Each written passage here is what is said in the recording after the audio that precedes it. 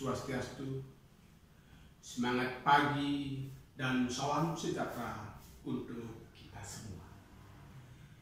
Bapak Ibu yang berbahagia, khususnya peserta pelatihan yang saya hormati. Perencanaan pembelajaran wajib dibuat atau disusun oleh seorang. Seperti kita ketahui bahwa apapun yang akan kita laksanakan, tentu perencanaan atau planning itu mutlak kita harus lakukan. Pada kesempatan kali ini kita akan membahas mata pelatihan baru, yaitu perencanaan pembelajaran.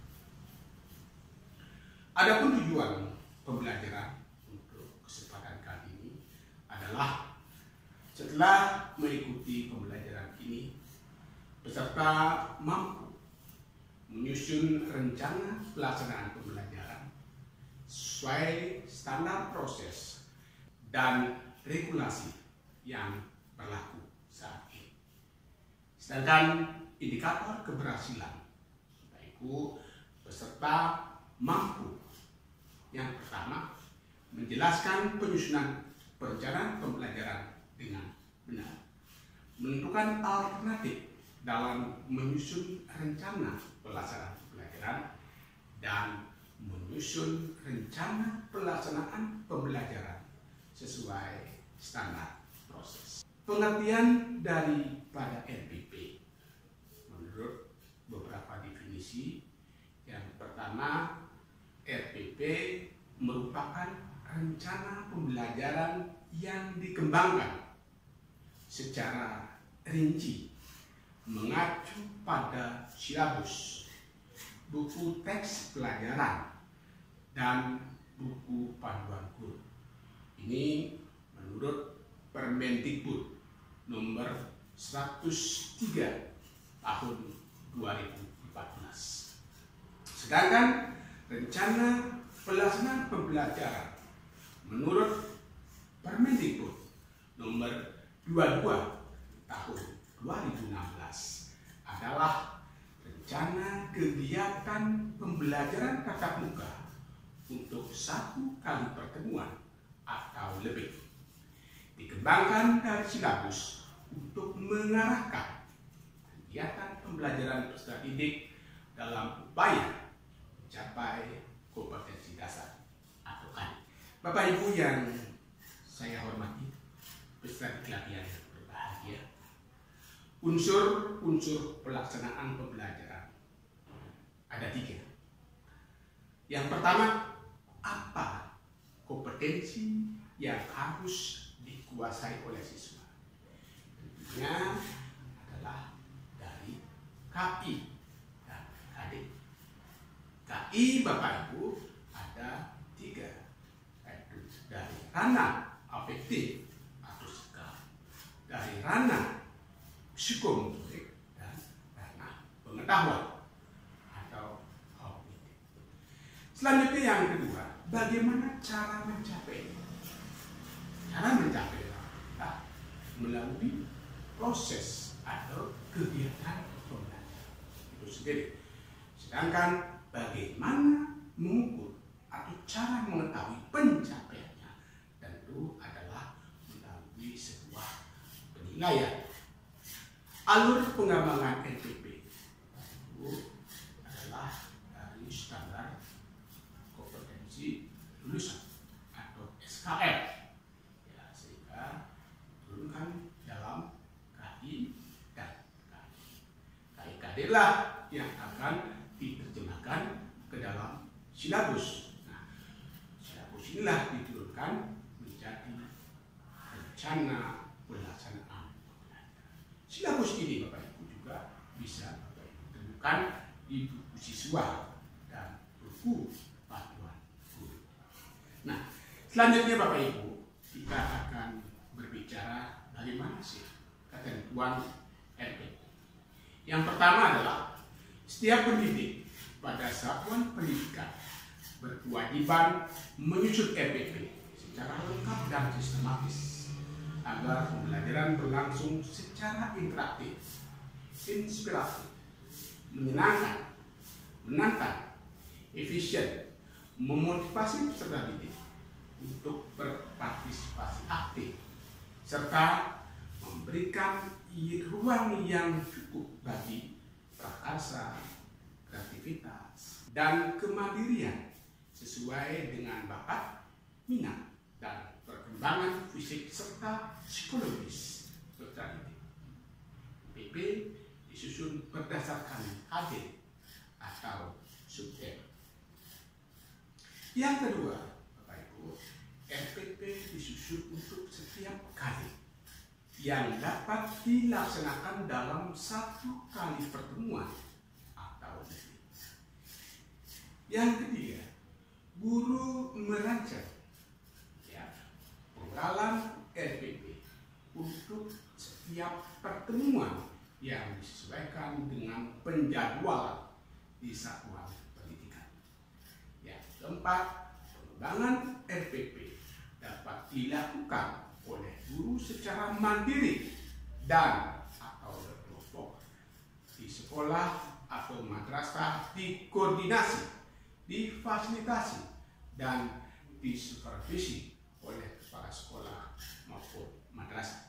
Bapak Ibu yang saya hormati, peserta pelatihan yang berbahagia. Prinsip penyusunan RPP yang pertama adalah memperhatikan perbedaan individu peserta didik. Yang kedua adalah partisipasi aktif peserta didik. Yang ketiga, berpusat pada peserta didik. Yang keempat adalah pengembangan budaya membaca dan menulis. Yang kelima, pemberian umpan balik dan tidak lanjut.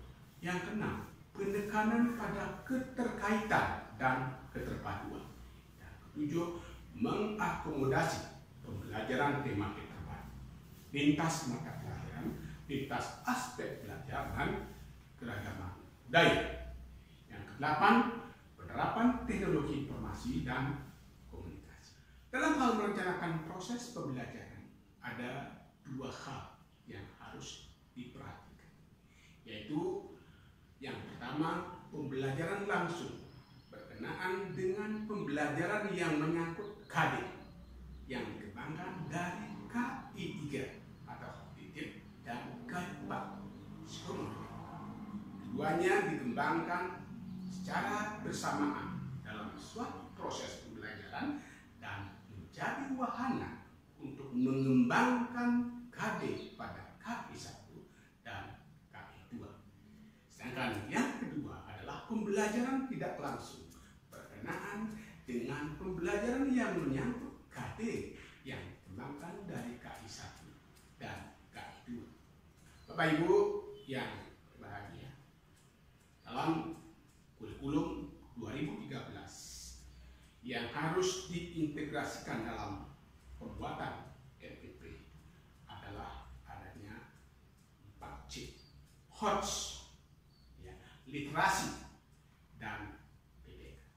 Sedangkan komponen atau sistematika RPP sampai saat ini ada Permendikbud nomor 103 tahun 2014, Permendikbud nomor 22 tahun 2016, gabungan dari keduanya baik itu 103 tahun 2014 dan nomor 22 tahun 2016, Juknis Dirjen Pendis nomor 5164 tahun 2018, dan yang terakhir adalah surat edaran Mendikbud nomor 14 tahun 2016. Nah, ciri-ciri dari Permendikbud dan SE, Bapak Ibu, Permendikbud nomor 103 tahun 2014, di sana ciri-cirinya ada KIKD, IPK ada, sedangkan tujuan pembelajaran di sana tidak dicantumkan. Sedangkan Permendikbud nomor 22 tahun 2016, Bapak Ibu, KD, IPK ada, tujuan ada, tetapi KI tidak ada. Nah, gabungan keduanya yaitu gabungan lengkap. Dan SE atau Surat Edaran Mendikbud yang terbaru nomor 14 tahun 2019 adalah bagaimana yang disebut RPP 1 lembar. Nah, inilah komponen-komponen RPP menurut Surat Edaran Mendikbud nomor 14 tahun 2019. Di sana ada 3 komponen penting, Bapak. Yang pertama yaitu tujuan pembelajaran. Yang kedua, kegiatan pembelajaran. Yang ketiga, penilaian pembelajaran. Apa komponen-komponen yang lain bisa? Ya, komponen yang lain adalah komponen-komponen peninjau atau pelengkap. Bapak Ibu yang saya hormati, untuk tujuan pembelajaran, yang pertama, tujuan pembelajaran dirumuskan berdasarkan kompetensi dasar atau IDK. Sedangkan rumusan tujuan pembelajaran minimal mengandung unsur A dan B, boleh ditambah unsur C dan D. Ya, nanti untuk A adalah audience, untuk B adalah behavior, dan C adalah condition, dan D adalah theory. Audiens adalah perilaku pelaku yang menjadi kelompok sasaran pembelajaran. Behavior adalah perilaku yang dapat diamati sebagai hasil belajar. C, condition adalah persyaratan yang perlu dipenuhi agar perilaku yang diharapkan dapat tercapai. Sedangkan degree adalah tingkat penampilan yang dapat diterima. Selanjutnya, rumusan pembelajaran, domain sikap, terintegrasi dalam rumusan pembelajaran, domain pengetahuan, dan domain keterampilan atau psikomotorik. Sedangkan tujuan pembelajaran sebagai acuan pengembangan langkah-langkah pembelajaran. Sebagai contoh, Bapak Ibu, misalnya dengan membaca teks, siswa dapat menjawab pertanyaan-pertanyaan mengenai isi teks dengan tepat. Nah, inilah yang dimaksudkan salah satu contoh tujuan yang meliputi audiens, behavior, condition, dan theory. Tujuan pembelajaran yang dirumuskan berdasarkan kompetensi dasar dengan menggunakan kata kerja operasional yang dapat diamati dan diukur, yang mencakup sikap, pengetahuan, dan keterampilan. Melalui diskusi, tanya jawab, penugasan, dan kajian konstitusionalitas, siswa dapat mensyukuri nilai-nilai dalam sistem hukum dan peradilan di Indonesia, menunjukkan sikap disiplin, memiliki pengetahuan tentang sistem hukum dan peradilan di Indonesia, serta keterampilan dalam menyajikan hasil analisis tentang sistem hukum dan peradilan di Indonesia sesuai dengan Undang-Undang Dasar Negara Republik Indonesia tahun 1945. Melalui pembelajaran discovery learning dan problem-based learning, siswa dapat menyusun sistem persamaan linier 3 variabel dari masalah konseptual dan menyelesaikan masalah konseptual yang berkaitan dengan sistem persamaan linier 3 variabel serta memiliki sikap disiplin dan kerjasama. Sedangkan di kegiatan pembelajaran, Bapak Ibu perlu Bapak Ibu menerapkan model pembelajaran yang sudah kita bahas sebelumnya. Di dalam kegiatan pembelajaran ada kegiatan pendahuluan, kegiatan inti, dan kegiatan penutup. Untuk penilaian, Bapak Ibu, di dalam sebuah RPP silakan cantumkan penilaian secara sederhana dari aspek sikap, pengetahuan, dan keterampilan. Kalau dari teknik penilaian, silakan sikap mempergunakan observasi, pengetahuan dalam penugasan, keterampilan misalnya unjuk kerja. Maka bentuk penilaian observasi apa? Jelas itu adalah lembar observasi penugasan adalah tugas-tugas yang dikerjakan oleh peserta didik dan untuk kerja adalah lembar kerja. Demikianlah yang dapat saya sampaikan pada kesempatan ini. Mudah-mudahan bermanfaat. Om Santi Santi Santi Om. Semangat pagi dan salam sejahtera untuk kita semua. Sekian dan terima kasih.